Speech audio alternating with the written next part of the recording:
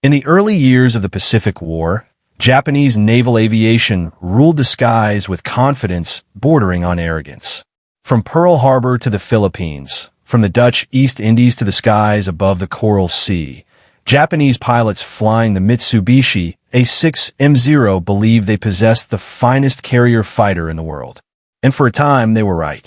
The Zero was light, agile, and deadly. It could outturn almost anything the Americans had in 1941 and early 1942, and its pilots were veterans of brutal air combat over China. To many Japanese aviators, American aircraft looked clumsy, overbuilt, and inferior. They expected the war in the air to follow the same pattern everywhere: swift victories, heavy enemy losses, and total dominance. When the first rumors began to circulate about a new American carrier fighter called the F6F Hellcat, few Japanese pilots paid attention. The aircraft sounded unimpressive on paper. It was larger, heavier, and less graceful than the Zero. Early intelligence reports described it as bulky and slow to turn. Compared to the sleek lines of Japanese fighters, it looked like a brute, not a duelist.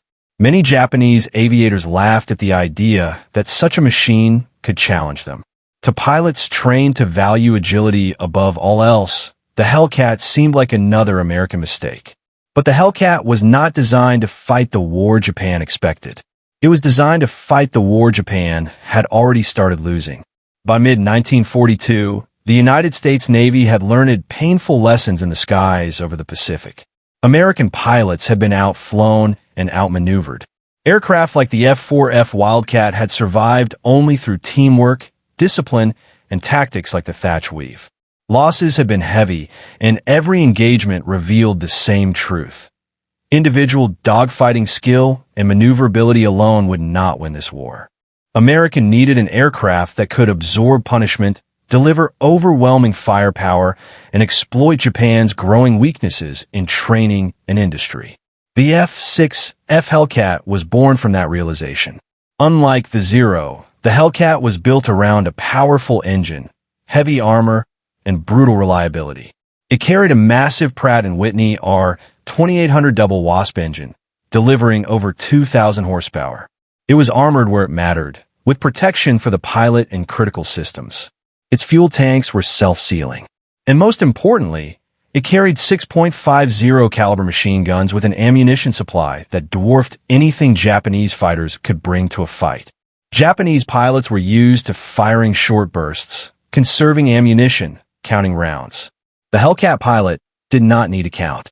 When he pressed the trigger, a storm of lead poured out, dense enough to tear aircraft apart in seconds.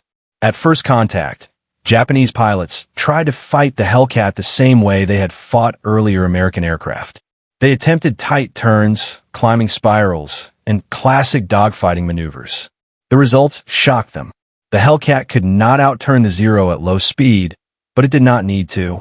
It dove faster, climbed powerfully, and maintained energy in ways the lighter Japanese aircraft could not. When a Zero tried to follow a Hellcat into a dive, it often disintegrated or lost control. When tried to climb with it, the Hellcat simply powered away. For the first time, Japanese pilots found themselves facing an American aircraft that dictated the terms of combat. The Battle of the Philippine Sea in June 1944 would make this reality brutally clear. Japanese carrier air groups, already weakened by losses and rushed training programs, launched wave after wave against American task forces. Many of the pilots were young and inexperienced, flying outdated tactics against an enemy that had refined its doctrine through hard combat. They flew into skies filled with Hellcats. What followed became known as the Great Marianas Turkey Shoot. Hellcats intercepted Japanese formations far from the fleet, guided by radar and coordinated fighter direction. Japanese pilots who had once laughed at American aircraft now found themselves overwhelmed before they could even reach attack range. The Hellcat's speed allowed it to choose when to engage and when to disengage. Its firepower meant that even a brief firing pass could be lethal. Its durability allowed American pilots to survive hits that would have destroyed a Zero instantly. Japanese veterans later described the experience as terrifying. They spoke of Hellcats appearing out of the sun, firing crushing bursts, then vanishing into altitude and speed. They described American pilots who did not dogfight, who did not chase turning battles, but instead struck with discipline and precision. The Zero, once feared, was now vulnerable. Behind the Hellcat's success was something Japan could not match: industrial scale and systematic training. While Japan struggled to replace experienced pilots and aircraft, American factories produced Hellcats in staggering numbers. Replacement aircraft arrived faster than losses occurred. Pilots trained in structured programs, logging hundreds of hours before entering combat. Lessons learned in battle were quickly fed back into training and tactics. The Hellcat was not a masterpiece of elegance. It was a weapon built for war as America fought it, relentlessly, methodically, and without regard for tradition or pride. Japanese pilots began to realize the truth too late. The Hellcat was not meant to duel the Zero in a turning contest. It was meant to destroy Japanese air power altogether. And it succeeded. By the end of the war, the F6F Hellcat would be credited with over 5,000 enemy aircraft destroyed, accounting for the majority of U.S. Navy air-to-air victories in the Pacific. Against it, the once dominant Zero became obsolete. Japanese aces who had survived years of combat found themselves facing an enemy they could no longer outfly, outgun, or outlast. The laughter faded. In its place came fear, then resignation. The skies of the Pacific had changed forever, and at the center of that change was the Hellcat, an aircraft Japanese pilots dismissed at first glance, and then came to dread above all others. By mid-1943, the skies over the Pacific were no longer the domain Japanese pilots once ruled with confidence.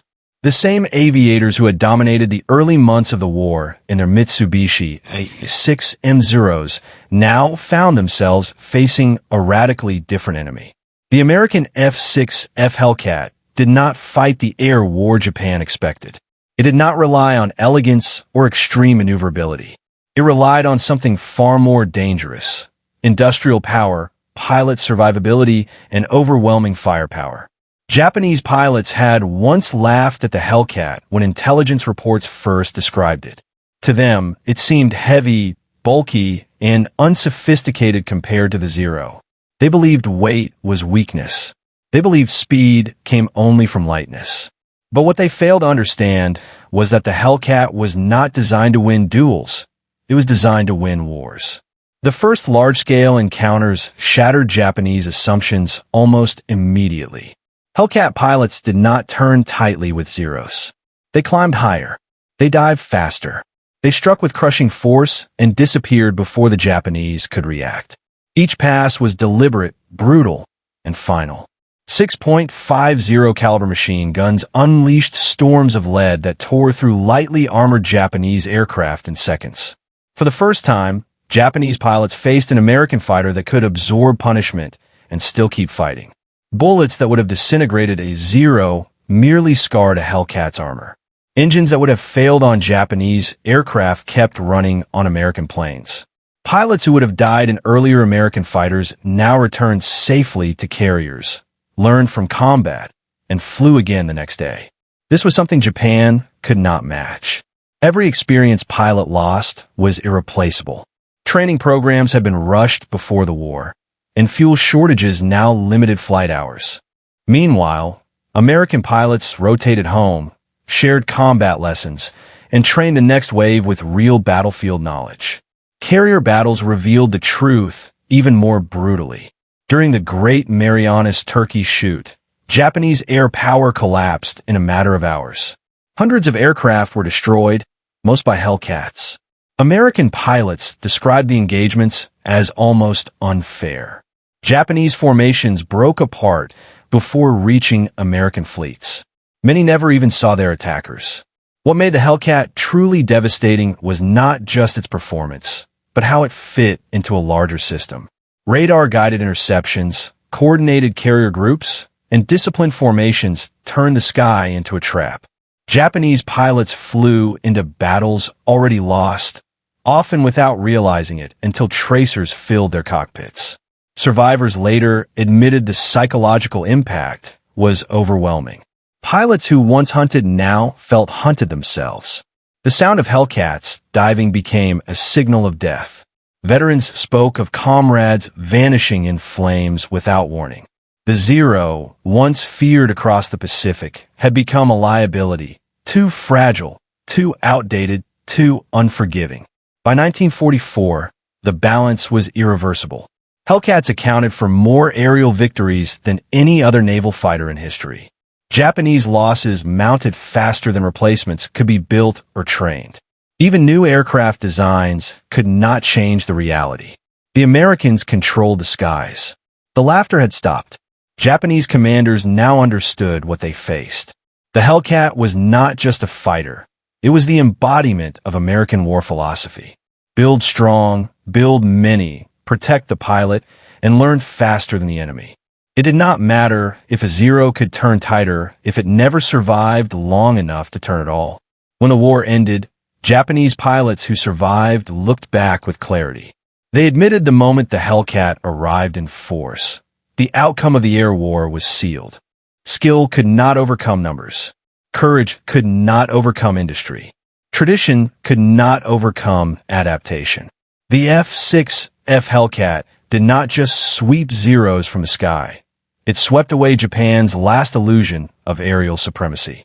What began as laughter ended in silence, burning wreckage, and empty skies where Japanese fighters once ruled. And in that silence, the war's conclusion became inevitable.